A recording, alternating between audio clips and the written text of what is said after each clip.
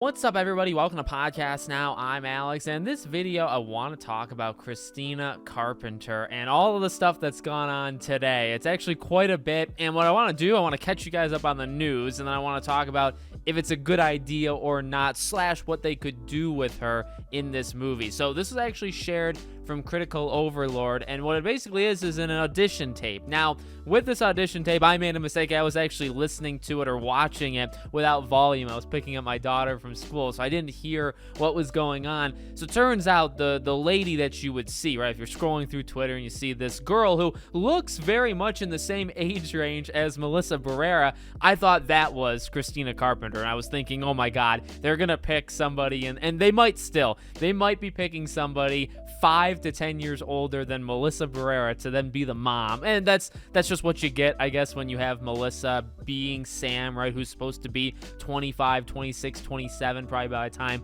of Scream 7. You're gonna get that because of the age discrepancies, but I thought that was kind of funny. Turns out it's a back and forth between these two characters. You see the girl, but you don't see the guy kind of, not necessarily reading her lines, but, reading his line, and that is Christina Carpenter, whereas this girl is probably, now this is not like confirmed. Technically, the guy could be playing anybody. It doesn't actually have to be for Scream 7. However, the audition tape had Blackbird on it, which is the code name for Scream 7. So technically, it doesn't have to be, but Critical Overlord, he's got his sources. I think the guy knows his stuff. Good friend of the channel, good guy. So I honestly believe this is what we think it is, and the guy who's talking to her is supposed to be Christina Carpenter, supposed to be an older person compared to her, and then she is obviously playing a role like Sam or Tara. And all this means, like, this person may not be in the movie. In fact, it's the odds are probably high that they're not in the movie, but all that it means is they're actively searching, and by right now,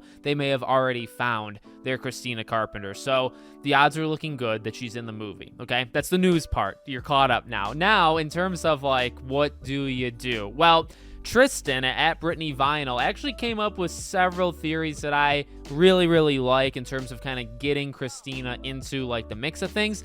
I guess taking a few steps back, though. Is this a good idea? I'm going to make a controversial statement here. I mean, that's crazy, right? Because all I really do is make controversial statements about Scream. I don't think we need her in the film. Now, she's in the film, that's fine. And I think you can do really cool things with her.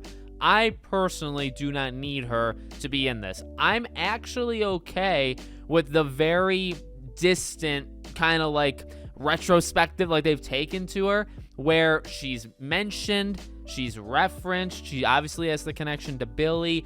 Again, like, you could easily flip it and say, no, it'd actually be really cool because, like, Sam's a killer and Billy's a killer, so, like, you kind of get her perspective of things, of, like, did she kind of see that in Sam grow? Like, I feel, not like flashbacks, but I feel like you can get a lot deeper insight into Sam as a person growing up, even though I think Melissa's done, as we've talked about, right, a really good job, specifically in 6. So current day Sam, like, we understand she's like a complex person, but, like, what about growing up? And I think that's just one thing that you can get, not even like the whole thing, right? That's one thing you can get from Christina. Plus, you could mess around with her in terms of a will she, won't she, like a Ghostface thing, right? Like, that's another suspect. Whether or not she actually is, she would be a suspect just by, I guess, being in the movie, okay? But again, like, for me, I personally would take the path of not having her in it. But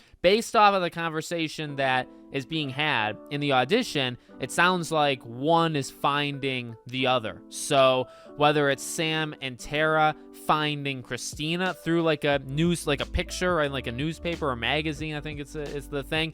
Whether it's that or it's like the other way around, maybe Christina like sees a picture of Sam in terms of like these massacres that are taking place in New York City, etc. She sees that and then she goes to meet Sam. Either way, but I think that, I mean, they might not use that, obviously. We've talked about back when Scream 6 came out, the code names for characters. Now, the description of who those characters kind of were, they turned out to, like, stay. The names changed generally, but the characteristics of them, they actually stayed. So maybe this is something that stays. Maybe the idea of finding the other person through like a magazine picture. Maybe that is like how they're connected, but I feel like it might be different. I don't know for sure. And again, like I guess on the like, okay, she's gonna be in the movie, so like what could they do with her? I think the Sam thing, you know, kind of growing up, and you kind of get that retrospective of like what she was growing up. You get an added layer to like the Billy thing, and then I don't know, you can play around with Sam continuing to like be a killer or pulling away from the darkness or embracing the darkness, all while her mom is kind of there, right? And then making her potentially a casualty. Not only are you a suspect if you're in this, right? But you're also potentially a victim. So she can end up losing her mom. And as people have pointed out, like a mother-daughter thing is obviously, like you go back to, you know, Sydney, that's clearly a pattern that they've established in these films. So I do understand like why you would do it. I would just say, again, like one more time, like the Gale-Sam conversation in 6, I actually think, to me, solidified like you don't need her because it's about found family. It's about, you know, this relationship that you've made. Forget your mom, you know, she's not there, and you know, us loners have to stick together, if that's the line, right? Like that conversation honestly was the finishing blow to me, where it's like, yeah, I don't need her. I really don't. I think leaving Scream 5, I was thinking, yeah, you know, because it was mentioned, and in Scream 5, wasn't there going to be that, remember, there not a deleted scene because they never filmed it, but there was like a scene like in the script where there would actually be a thing where Sam would, I think, go home to the mom, or the mom would be there. It's just one brief scene we talked about. I think I made a video about it, and I wanted that. I thought that was actually pretty cool. But again, after 6, after specifically that Gale-Sam talk, I was thinking, yeah, I mean, yeah, I did want it,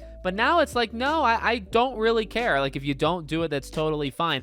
It does add some complexity. It does add, again, like you could learn a little bit about her from the past. So there's definitely like reward, you know, to adding her to the script. It'll be interesting. It'll also be interesting to see who they pick, right? Because there's obviously all the fan castings that people want. So we'll keep our eyes peeled. Things are getting exciting. Like, it's very cool to actually see it, regardless of whether I want it to happen, regardless of if it does happen or who's chosen.